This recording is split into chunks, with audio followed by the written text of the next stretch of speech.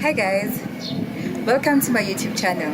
So, did you know that the world's largest land animal is called the African elephant? And that the longest river in the world is the River Nile that's actually located in Africa. So today, I'm so excited because I'm going to do something different today. And today I am visiting one of the CARA projects in Kenya. And so I'm here today to basically showcase and to talk about the amazing work that is being done by one lovely couple here in Kajiado, Kenya, Africa. It's been a very amazing work, so we are here to talk about all of the work they're doing. So kindly join me as we surprise them. So this is the CARA project. I'm going to talk to Edwina. She's the director of the project. So let's see what this is all about.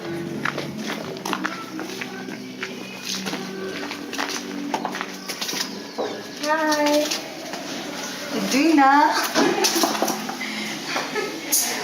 Thank you. So this is Edwina. So Edwina, I'm so glad to be here with you today. So could you kindly introduce yourself? My name is Edwina the Project Director, CARA Girls Rescue Center. I am a mother and a sister, a teacher, a mentor, and many things together. Okay. All right, thank you. So could you kindly share with us and tell us what is CARA project? What are you guys all about? What is your mission and your vision? All that. Okay. CARA project is a non-governmental organization, a charity organization, whose mandate is to reach out to the children who are in need of care and protection, but we also work with women. The CARA project has many departments. One of them, and the main one, being CARA Girls Rescue Center. Together with CARA Girls Rescue Center, we have an empowerment program, which is a CARA Project Empowerment Center. And we also have an advocacy department. But the biggest part of CARA projects is the CARA Girls Rescue Center, where we focus mainly on child protection. Okay. Yes. All right. Edwina, could you kindly talk to us about how you got, how you found your way into the NGO world, and to be more precise, into CARA projects? Okay. I have always had a passion for children. When I was a teenager, I would take part in clubs and organizations that were working with children and people who are in need. And we would go visiting hospitals, we would collect toiletries, and we would give them to children and people who are in hospitals and other places. I went to high school and we continued with the same. In campus also, I would join in organizations and clubs that were also visiting children, especially in the hospitals. I studied public relations and community development, but I found a greater passion in focusing on childcare. I got an opportunity to work with the children's office as an intern and later as a volunteer, after which I got connected to CARA projects, which had just come into Kenya and were looking into working with humanitarian organizations and people and facilities. So we began working together in 2010, where my greatest task was to connect CARA Projects Island with the relevant offices for documentation and at least to be operating in Kenya legally. So we first got registration for the NGO board, to operate as a charity. After which, in 2013, we started looking for a certification for a charitable children's institution, which we got. And then after that, we were able to register the land that had been purchased by CARA under CARA projects. And so we were fully fledged and now operational. So that is where we have come from, and we are growing, and we hope to be able to do greater things as CARA projects. But currently, this is our physical address. This is where our offices are, but we are able to reach out to different people, especially at the school levels, and especially in the department that I mentioned about advocacy. Okay. All right. So what has been your greatest challenge so far? Our greatest challenge is being faced by issues that are very difficult to manage because of our capacity and facility. There are some cases that are affecting children that we are not able to handle on our own. The most prevalent being two, and that is drug abuse and truancy, and handling children with pregnancy, like teenage pregnancies. That is a very big challenge for us. We have not been able to come up with answers to this. As they come, as they present themselves, we try to tackle them, but we are really struggling with this, mainly because, like in the county where we are in, that is Kajiado County, there is no facility that takes care of teenage pregnant girls. And so most of the time, they are left there, just desperate and with nothing to do. And the other case is the truancy and drug abuse, because there is no rehabilitation center here in our county, or one that you can access for free. So those are places that we have really struggled with. But also in our normal day-to-day running, we of course cannot fail to mention that with more finances, we'll be able to do more. So we are limited in terms of funding, and we can only do what we can afford. Okay. Tell us about where do you get your funding, and if you entirely rely or do you entirely depend on the funding that you get. What are your other income generating activities that you have? We do not exclusively depend on donations, but we must confess that we rely a big part on donation, and that would be coming from well-wishers, from volunteers, from every agency that donates freely let me say freely to CARA girls. But together with that, we try very hard to attain self-sustainability. We have income generating projects that we are running. We have pigs, we have a fish farm, we have a chicken project, we also have greenhouses, and this together provide food for the center, but we also provide, we produce subsistence, so we are able to sell part of the produce. Together with that, we also have a volunteer program where we receive volunteers from overseas, and they spend their time here with us. Most of them will be staying for 2 weeks, and during their stay they pay for accommodation, and they eat whatever we eat and help around. Some of them are professionals, others are not, but the greatest thing that we appreciate with their presence is the extra hand, and especially just to supervise the children, just to be with the children and to assure them that it is well. Okay. It's amazing to see that you're actually getting out of your way to get more for the children that you're serving, and to not just rely on donors and people who are sponsoring you. So it's great work. Tell us about, I gather that your target focus is on child protection. So could you kindly share with us the worst case of child abuse that you've had and how you've intervened in that case? That's a very, very difficult thing to do, because every child who finds themselves in CARA Girls Rescue Center has had an issue that they have gone through for them to be in need of that opportunity to be at CARA. I must mention that the greatest number, like the bigger population of the cases that we handle, are children who have been rescued from sexual abuse. There is nothing as difficult as dealing with sexual abuse as a child. So those are very traumatizing cases.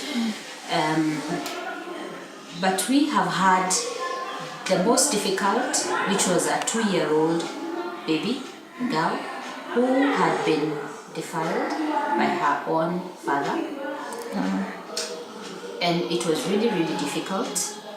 It was even more difficult trying to get justice for her because the father had a lot of support from the family, and they were able to bail the father. I think he had a 1 million bail or something like that, and he was out of the police custody. The child was placed with a maternal aunt who agreed to take her in because the court did not allow the mother to take the child back in. But it was really difficult letting go of this child, and especially when we felt she had not yet finished her counseling sessions, and we thought she needed more therapy. But of course, when the court decided to release the child to its people, then we did not have any objection, but we had to comply. So that is among my most difficult cases. Wow, so God bless you indeed for the amazing work that you're doing. So how is it like to work with your husband, because you guys are working together as a couple and as a family? How is it like to do that? It is amazing, it is fulfilling, it is everything beautiful, because Timothy, my husband, is also my friend, and being able to work with a friend is something that is very good. I am a bit more talkative. Clearly. Yes, but he is a greater listener, and he is more sober than I am. And so having him there to work and walk together with is something very special for me. I really thank God for this opportunity, because we have had situations where I did not know what to do, but after consulting with him, and I must mention that he's also a professional counselor, so when I would come with him with issues, he's able to guide, and most of the time it has turned out well. So it is wonderful working with Timothy, and if I was asked, I would still say that I want to continue working with him. Okay. All right, thank you. So how would you tell the people out there who are afraid to get out of their comfort zone, to do something they love or something they're passionate about, but they're afraid to, what would you tell them? It is interesting because a few minutes ago I was talking to one of our counselors, and we were just discussing about cases of teenage pregnancies, because we get calls and people want our help, because as our name suggests, we are a girls rescue center, and so when people hear about us, they want to call and find out if there is a way that they can get their children, or people who are in crisis.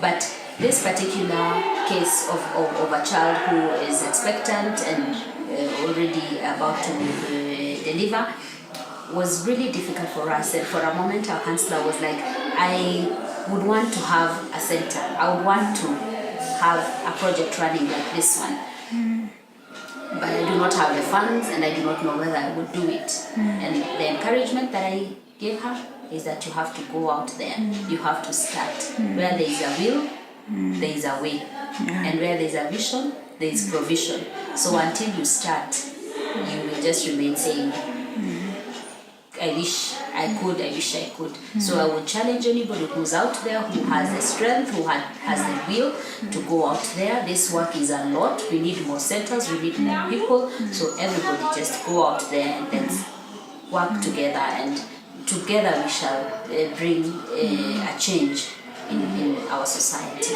Okay, there's one last question that I think I forgot to ask, but it's very important.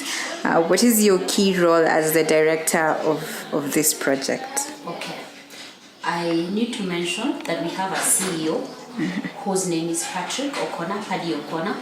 We also have another director who is called Roisin Kelly, and the three of us run CARA projects because on this side of Kenya, I am the director who's in charge of operations. So my key role is to make sure that everything runs smoothly. The role of Paddy is to make sure that he gives direction as the leader, and then the role of Roisin is to also work on operations and fundraising on her part. Yes. Okay, so thank you so much, Edwina.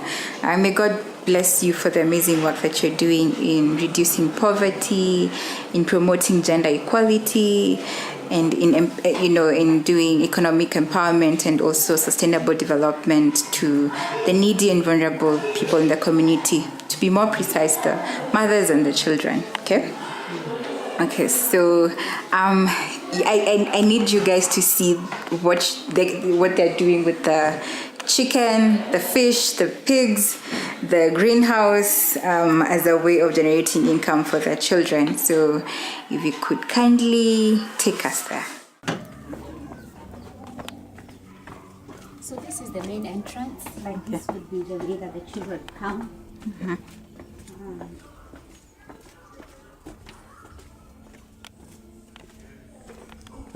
That is our entrance. Okay. That's my This is tree. All right, they have a dog. I'm scared of dogs. Okay. This is our kitchen. All right.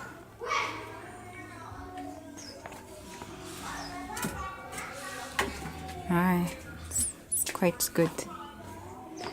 This is your playground We have a for garden. the children. Yes, most of the time you'll not find our children on the front side. You'd find them relaxing on this side when it's warm. Okay.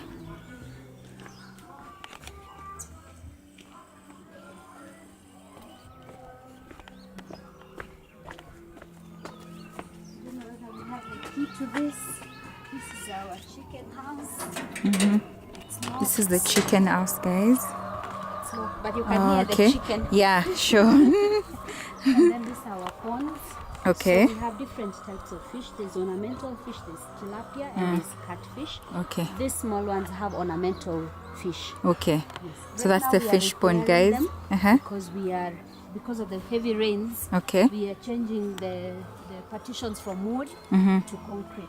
Okay. These are reservoirs because we have an issue with water. All right. So we try as much as possible to collect Okay. water for the farm. So these ones are being repaired. It will all be concrete. All right. And then that's the garden in the greenhouse. Okay. All right. So we're preparing. This is newly donated to us by a group called My Own Hands. So we are still preparing it. We have not used it yet. It's new. But the second one has tomatoes. At the moment we have tomatoes even for sale. We'll go there. Wow. Yeah. And then these are other ponds. Again, you see the wall is collapsing, so that's why we are changing it to concrete. But we Okay. have tilapia and catfish in here. Okay.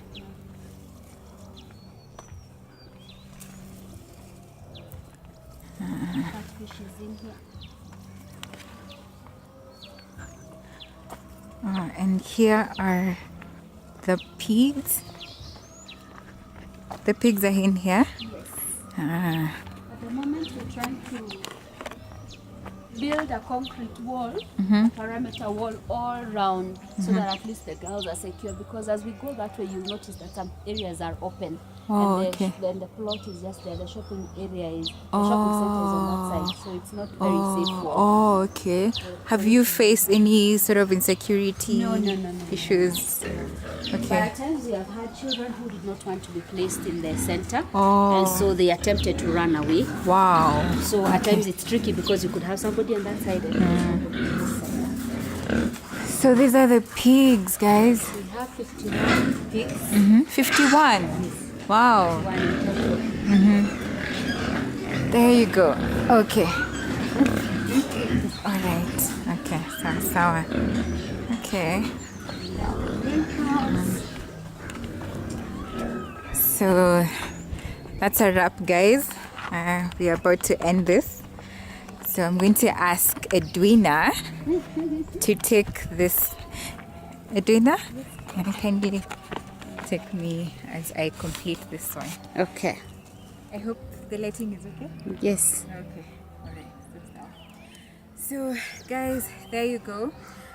Like I said in my previous vlog, do not sit back and whine about how there's nothing to do, how there are no jobs to do, how there are no opportunities for you. Just find something to do, because you can't miss to do something to do in your own space, right? Choose to get out of your comfort zone, and in doing that you will actually grow, and you will actually discover yourself in a way that you could not have if you did not do that. Okay, choose to tell yourself that, you know what, I will go out and I want to change this world. Yeah, sure, no one can change the world, but you sure can change a little part of the world. So do not sit back, do something with your life, and just get out of your comfort zone, like Edwina did and is currently doing, to be able to make a difference in the world. So I keep forgetting to tell you guys to subscribe to my channel, so feel free to subscribe, to like and to comment as well. And as you face the next year or the next decade, I pray that you may go out being zealous for God's good work, right? And remember this, you're not an African because you're born in Africa, but you're an African because Africa was born in you. So I'm going to leave Edwina's contact on down below if you'd want to join the movement in any way that you'd like to, maybe a donor or a sponsor or a volunteer. You can contact her. Right, so it's a wrap. Thank you guys for watching, and subscribe. Bye.